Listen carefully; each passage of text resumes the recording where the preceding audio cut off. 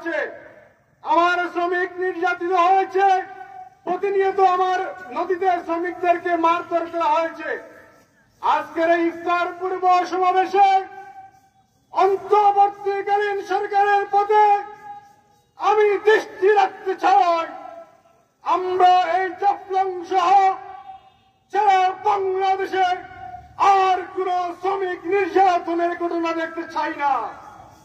আমরা দেখেছি রানা বাজার সেই দোষে শ্রমিকদের ক্ষতিপূরণের নামে শ্রমিকদের সাথে তামাশা করা হয়েছে। আমরা সারা বাংলাদেশে শ্রমিকদের পাশে দাঁড়িয়ে থাকার কোন সংগঠন দেখতে পাই না।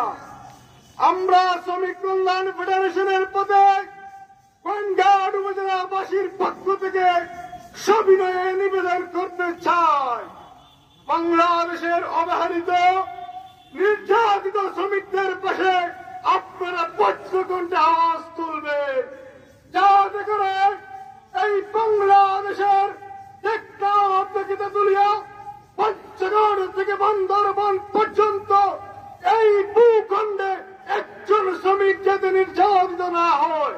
ধন্যবাদ সবাইকে। আসসালামু আলাইকুম।